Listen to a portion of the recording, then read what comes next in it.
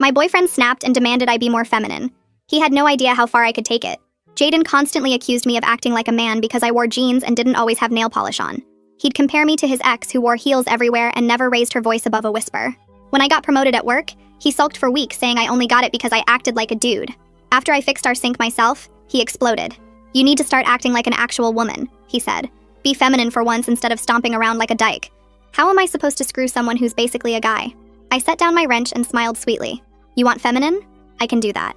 The next morning, I spent 4 hours getting ready for his family brunch, curling every eyelash and redoing my nails 3 times because the color wasn't perfectly feminine. Jaden had to arrive without me and explain to his mother why I needed so much time to look presentable for them, which she took as him criticizing my appearance. When I finally arrived looking like a pageant queen, his mom pulled me aside to ask if Jaden was making me feel ugly.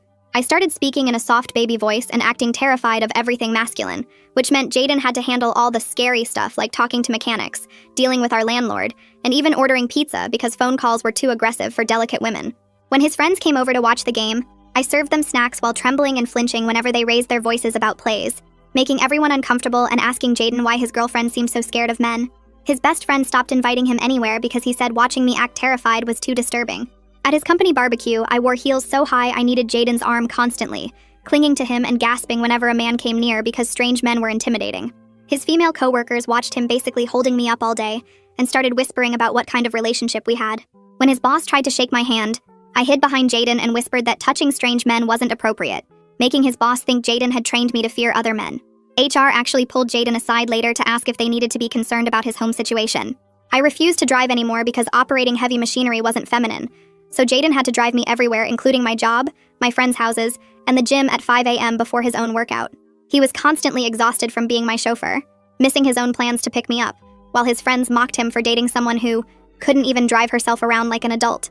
He had to leave guys' night early 3 times to pick me up from various places, and they stopped inviting him entirely. The cooking and cleaning became performatively feminine too, wearing frilly aprons and pink gloves, taking hours to make simple meals because I had to make everything pretty, reorganizing his stuff with pink labels and flowers everywhere. His friends refused to come over because the house looked like a Barbie dollhouse exploded, and his brother took photos to show everyone what Jaden had turned me into. Even the pizza delivery guy asked if we were running some kind of weird adult daycare because of all the pink and frills visible from the door. My hyper-feminine appearance started attracting serious male attention everywhere we went. Men rushed to help me carry groceries, pump gas, reach high shelves, while glaring at Jaden for not taking better care of such a delicate flower. The guy at the coffee shop started writing poetry on my cups. The trainer at the gym offered free sessions, and our neighbor Kyle started showing up whenever I needed help with anything Jaden was too tired to handle. Kyle actually told Jaden to his face that real men cherish feminine women instead of exhausting them. Things escalated when I refused to shake hands with Jaden's boss at his promotion dinner because ladylike women don't touch men who aren't their husband. His boss was so offended and confused that he told everyone Jaden had turned me into some kind of submissive robot. The promotion went to Kyle, who spent the entire dinner fetching me drinks and complimenting how refreshingly feminine I was, while Jaden sat there seething. Kyle even pulled out my chair and helped me with my coat while pointedly saying men should treasure feminine women, not burden them. Sunday morning, Jaden was raging about losing another promotion because of my psycho-feminine act. "This has ruined everything," he screamed. "Everyone thinks I'm some controlling freak who broke you." "It's not an act," I said in my sweetest voice while doing my 3rd face mask of the day. "You wanted feminine, so this is who I am now." His phone buzzed with a text from his mom saying she'd seen me having coffee with Kyle, who'd apparently been telling everyone he wanted to rescue me from my controlling boyfriend. I watched Jaden's face go white as he realized other men were actively trying to save me from him. "Kyle asked me to dinner," I mentioned casually. "But honestly, I'm thinking about just being single and dropping this whole feminine act you demanded." I stood up delicately, careful not to smudge my nail art, and smiled. "Turns out I have a lot of options now that everyone thinks you're an abusive controller who broke me." Jaden went very quiet, and something in his expression shifted from anger to calculation. "You think you've won?" he said softly. "You have no idea what you've started." I felt my breath catch in my throat. Jaden's eyes went cold as he walked over to his laptop on the coffee table and started typing something I couldn't see from where I was standing. My stomach dropped when he turned the screen toward me and there was a folder labeled with my name and today's date. He clicked it open and dozens of files filled the screen. He'd been documenting everything too, just like I'd been playing my game. Screenshots of my transformation filled the screen, showing me before and after in side-by-side comparisons. There were recordings too, and he clicked on one where I was talking normally on the phone when I thought he wasn't home. The timestamps went back weeks, showing he'd been planning this for a while. He scrolled down and clicked on a video of me laughing with Kyle at the coffee shop, looking completely normal and not scared at all. I kept my voice sweet and confused, tilting my head and asking what all this meant while my mind raced through what he might do with this evidence. He closed the laptop with a sharp click and said we needed to have a real conversation about consequences. I giggled nervously and said I didn't understand what he meant, but he just stared at me with those cold eyes. That night I barely slept, lying still in bed and listening for any sound from his side of the apartment. Every time he shifted or got up to use the bathroom, my whole body went tense. Around 3 in the morning, I quietly got up and packed an emergency bag with my passport, some cash I'd been hiding, and a change of clothes. I hid it behind my ridiculous collection of pink throw pillows in the closet where he'd never look. Monday morning came too fast, and I maintained the act perfectly while making breakfast, wearing my frilly apron and humming softly. But I noticed Jaden watching me differently now, studying every move I made like a chess player planning moves ahead. He didn't touch his eggs, just sat there watching me flutter around the kitchen. When he got up to leave for work, he kissed my forehead and held it there too long, and it felt like a threat more than affection. His hand gripped my shoulder just a little too tight before he let go. At work, I couldn't focus on anything and kept checking my phone every few minutes. During my lunch break, I finally texted my sister about needing a place to crash for a few days. She responded immediately with question marks and asking if everything was okay. I typed and deleted several messages before just saying I'd explain later, but it was important. She said of course, and asked when I needed to come.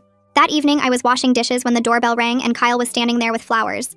He said he'd heard Jaden and I were having problems and wanted to check if I was okay. I politely declined to let him in, keeping my sweet voice while saying it wouldn't be appropriate without Jaden home. Kyle kept insisting he just wanted to talk, stepping closer to the door when I heard Jaden's key in the lock. Kyle was still standing there when Jaden opened the door, and I watched Jaden's jaw tighten as he took in the flowers and Kyle's guilty expression. Kyle mumbled something about just checking in and practically ran down the hallway. Jaden closed the door slowly and asked if Kyle had been inside, and I shook my head with wide eyes.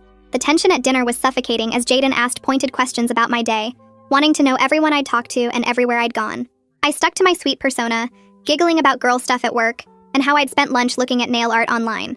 He asked to see my phone to look at the nail designs, and I handed it over with a bright smile while mentally cataloging the nearest exits. He scrolled through my messages for way too long before handing it back. Tuesday morning, I discovered why he'd wanted my phone when I noticed the battery draining faster than usual. Looking through my settings during a bathroom break at work, I found a tracking app he'd installed when I wasn't looking. My hands shook as I stared at the screen, but I left it active to avoid suspicion. During my lunch break, I walked to a convenience store and bought a cheap prepaid phone with cash. I hid it in my desk drawer under some tampons where no man would ever look. That evening, I was curled up on the couch painting my toenails when I heard a car pull up outside. My sister knocked on the door, pretending it was a spontaneous visit and acting surprised to see Jaden home. She held up a bottle of wine and said she was in the neighborhood and thought we could have a girls' night. Jaden was overly charming with her, insisting she come in and pulling out her chair at the kitchen table. But I could see her watching him carefully, and she picked up on the weird energy immediately when he kept finding reasons to stay in the room instead of giving us space. She kept the conversation light, talking about work and asking about our weekend plans, but her eyes kept finding mine with unspoken questions. When Jaden finally went to take a shower, I grabbed a pink notepad and scribbled everything down as fast as I could, my hand shaking so bad the words looked like a kid wrote them. My sister was pretending to look at her phone, but I slipped the paper under her wine glass and watched her read it without changing her expression at all. She squeezed my hand 3 times under the table, our old signal from when we were kids that meant she understood and had my back. Jaden came out toweling his hair, and my sister smoothly tucked the note in her purse while complaining about traffic, saying she should head home before it got worse. He walked her to the door, and I heard him apologizing for my weird behavior lately, saying I'd been going through some changes and he was worried about me. Wednesday morning, Jaden woke me up early and called my work before I could even protest, telling them I had a family emergency and wouldn't be in today. He called his own boss next, saying the same thing, then turned to me with this fake concerned smile and said we needed to reconnect after all the stress lately. The way he said it made it clear I didn't have a choice, so I giggled and clapped my hands like it was the best idea ever while my stomach twisted into knots. He drove us to the gym first, watching everyone's reaction when I walked in wearing my pink workout clothes and asking the male trainer to help me with the lightest weights because they were too heavy for delicate me. Then we went to the coffee shop where the poetry guy practically tripped over himself to take my order, while Jaden stood there with his jaw clenched, so tight I thought his teeth might crack. He took me to every single place where I'd been performing my act, studying how people looked at me, how they looked at him, taking mental notes like he was building some kind of case against me. At the grocery store, 3 different men offered to help me reach things on low shelves, and Jaden grabbed my arm hard enough to leave marks, steering me toward the exit while muttering about how I'd turned everyone against him.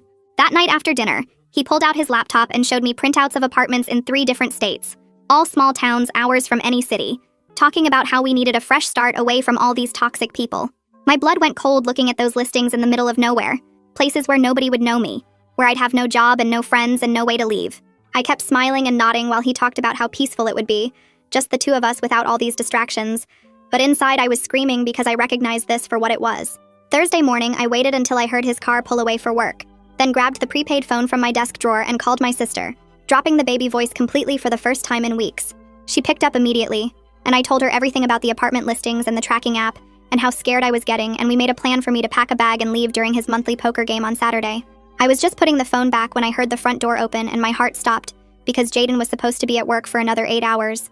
I shoved the phone in the jewelry box and grabbed a bunch of pink necklaces, spreading them on the bed like I was organizing them when he walked into the bedroom. He said he forgot some files and needed to grab them, but his eyes swept the room like he was looking for something specific, and I kept babbling about how I was color coordinating my accessories while praying he couldn't hear my heart pounding. He mentioned casually while gathering his papers that he was thinking about skipping poker this weekend, since we'd been having such a nice time reconnecting. Maybe we could drive out to look at one of those apartments instead.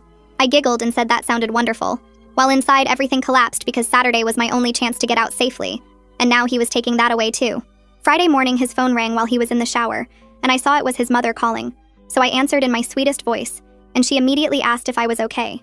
She said Jaden had been texting her all week about my concerning mental state and sudden personality changes, asking if there was any history of mental illness in my family.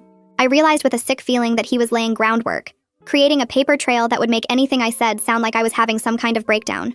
At work that morning, I'd barely sat down at my desk when HR called me in for a meeting, their faces all gentle concern as they explained Jaden had called them yesterday. He'd expressed worry about my recent behavioral changes and asked if they'd noticed anything unusual, suggesting maybe I needed some time off to deal with whatever was happening.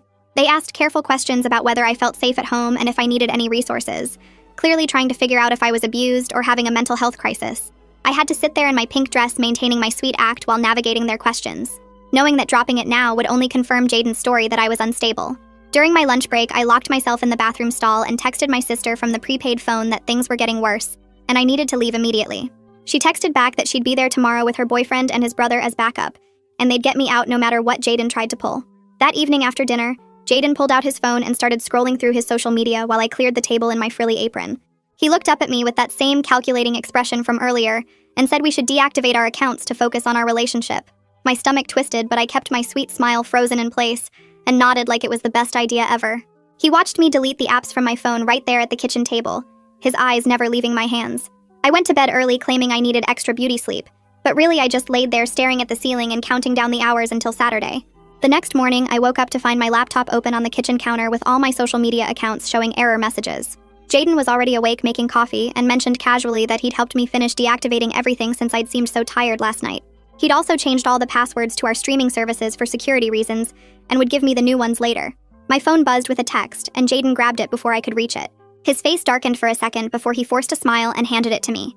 My sister had texted him directly since she couldn't reach me, reminding him about our girls' day that had been planned for weeks. She was already on her way and would be there in an hour to pick me up for our spa appointment and shopping trip. Jaden's jaw worked as he typed back that, of course I could go, he'd never stop me from seeing family. I rushed to get ready in my most feminine outfit, while Jaden sat on the bed watching me apply makeup with that same studying look. The doorbell rang exactly an hour later, and I hurried to answer it with Jaden right behind me. My sister stood there with her boyfriend Mark and his brother Tom, who she explained just happened to need a ride to the same area. Jaden's mask slipped for just a second, his eyes going hard and cold before he recovered and became the perfect concerned boyfriend. He helped me into my coat and reminded me to be careful, his hand squeezing my shoulder just a little too tight. I kissed his cheek and promised I'd text him every hour, then followed my sister to the car where the men were waiting. As soon as we pulled away from the curb, I told my sister I needed to grab some things from my room for our sleepover tonight. Jaden stood in the doorway watching as I packed my overnight bag, commenting on each item I folded. I managed to slip into the bathroom with my makeup bag and grabbed the envelope I'd hidden behind the toilet tank weeks ago. My hands shook as I stuffed my birth certificate, passport, and emergency cash into the bottom of my cosmetics case. Back in the bedroom, I added my grandmother's jewelry box to the bag, while chatting about nail polish colors. Jaden finally went to make himself lunch, and I quickly grabbed the folder from under the mattress with my work documents and tax returns. Everything went into the pink overnight bag between layers of frilly pajamas and hair accessories. Jaden walked me to the car and leaned in to kiss me goodbye, whispering that he'd pick me up tomorrow morning at 10 sharp. The second the car turned the corner, I dropped the baby voice completely and told Mark to drive fast and take random turns. My sister grabbed my hand as I started shaking, the months of constant performance finally crashing down on me. Tom kept checking the mirrors while Mark took us on a winding route through 3 different neighborhoods. We stopped at a gas station where I threw my phone in the trash, and my sister gave me an old one she'd brought. An hour passed before Jaden started calling my sister's phone repeatedly. She let it go to voicemail each time while we documented everything on Tom's phone. The first few messages were concerned, asking if I was okay and when I'd be home. By the 5th message, his voice had shifted to anger, demanding to know where I was. The 10th message was completely calm and professional, as he stated he'd filed a missing person report due to my recent unstable behavior and mental health concerns. Mark immediately called his friend from law school who specialized in domestic cases while Tom drove us to my sister's apartment. We spent the rest of Saturday night organizing all the evidence I'd been secretly collecting. Screenshots of Jaden's controlling texts, photos of the tracking app he'd installed, recordings I'd made of his rants about my appearance. The lawyer said we had enough for a restraining order and would help file it Monday morning. She also advised us to go to the police station first thing Sunday to address the false missing person report. Sunday morning, we arrived at the police station with all our documentation in a neat folder. The officer at the desk looked skeptical at first until I showed him the tracking app still active on the old phone. His expression changed when he saw the location history showing Jaden had been monitoring everywhere I went for weeks. We played him one of the recordings where Jaden screamed about me embarrassing him by being too feminine after demanding I be more feminine. The officer took notes and agreed to mark the missing person report as a domestic situation requiring special handling. Throughout Sunday, my sister's phone buzzed constantly with texts from different numbers I didn't recognize. Each one was from Jaden using burner phones or apps, alternating between saying he was worried sick and threatening to share videos of me. Some messages claimed I was mentally ill and needed help, while others accused me of being a manipulative witch who'd ruined his life. We screenshot every single message and added them to our growing evidence file.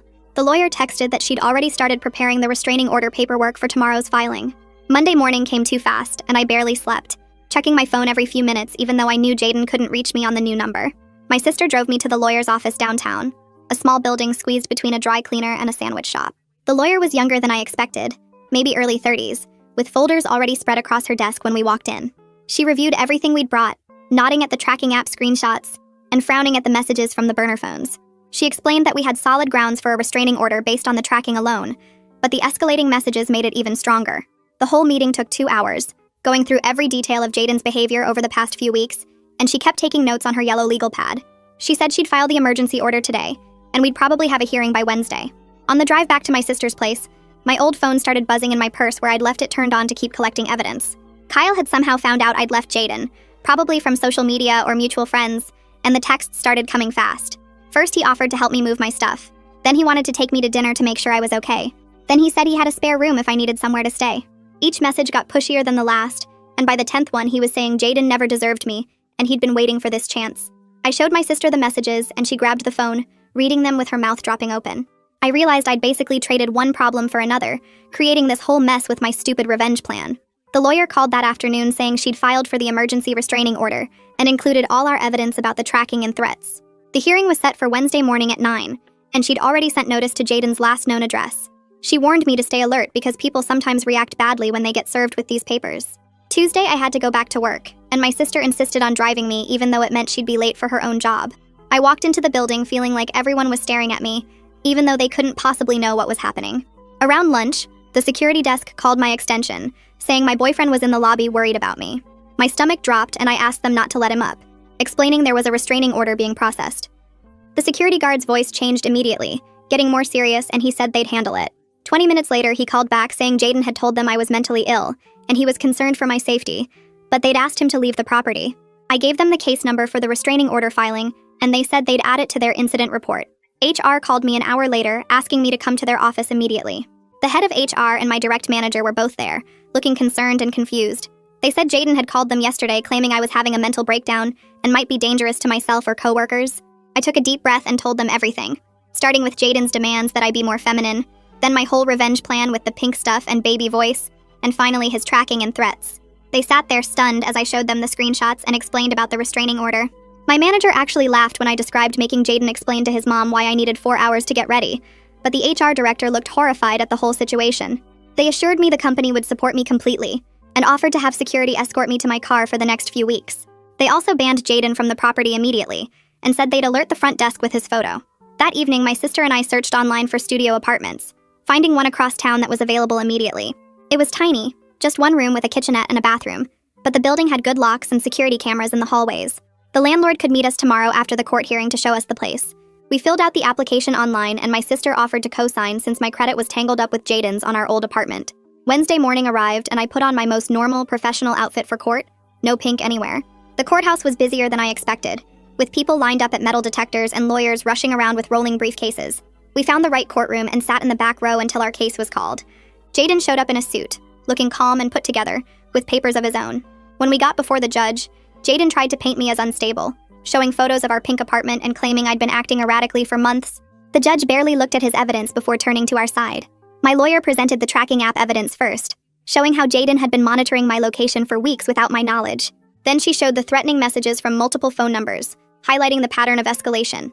The judge asked Jaden directly if he'd installed the tracking app, and he tried to explain it was for my safety because I'd been acting strange.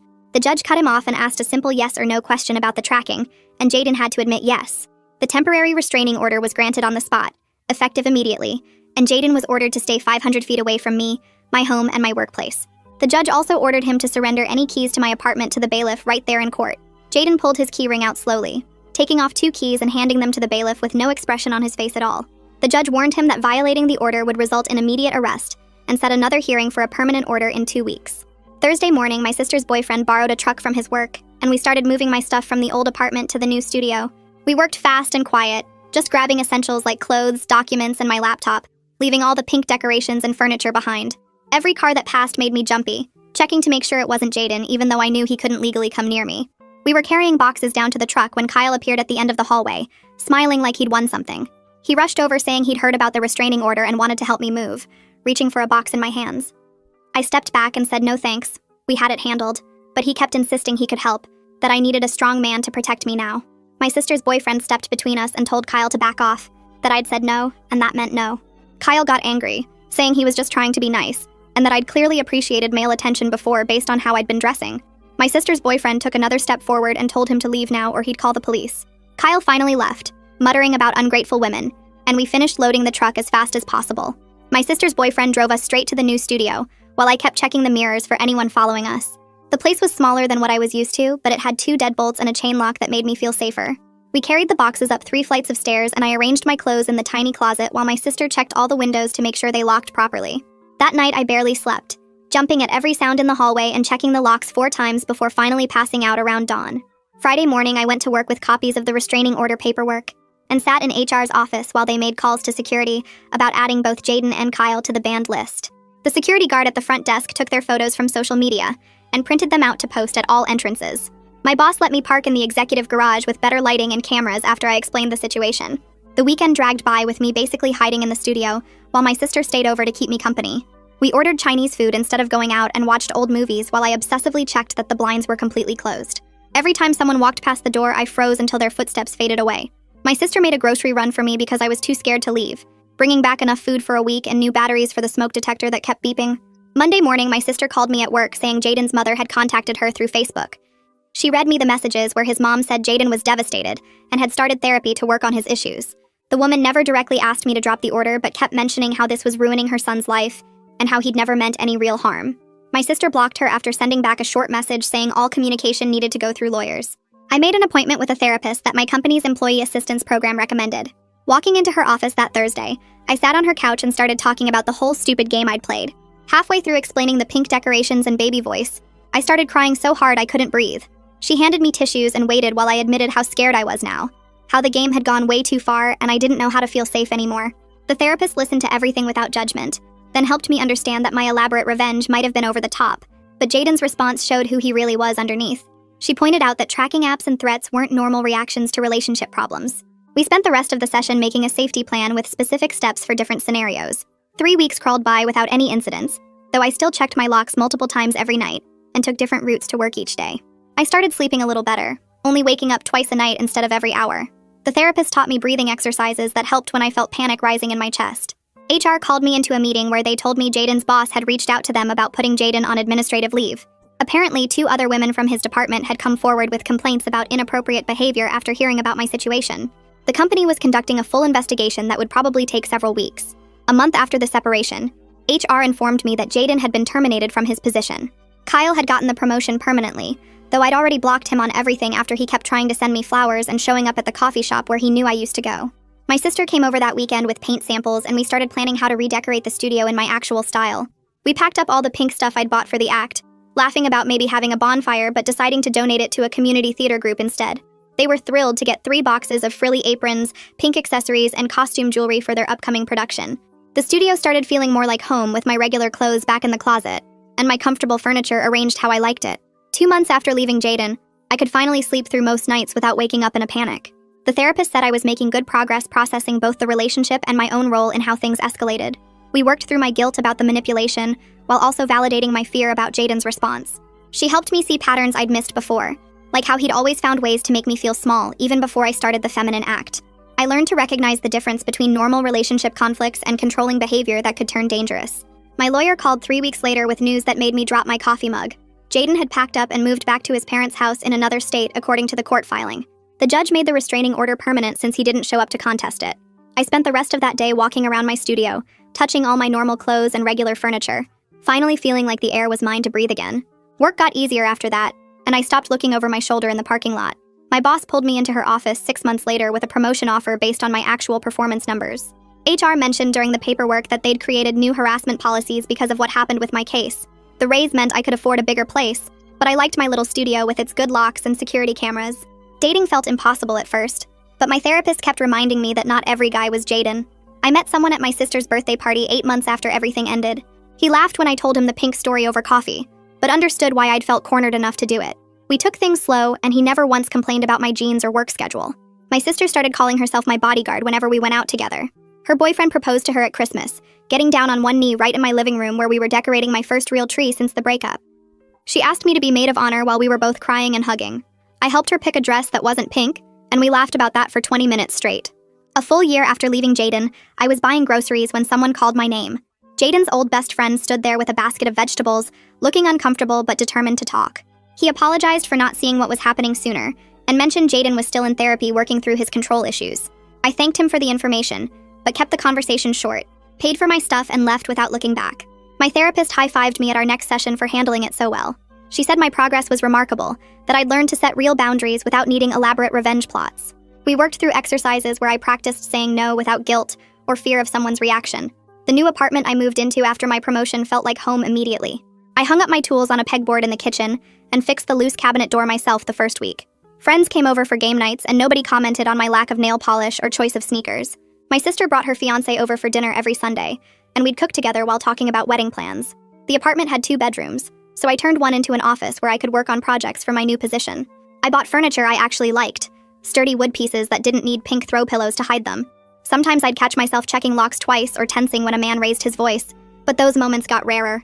Looking back now, I see how we both made terrible choices that fed off each other.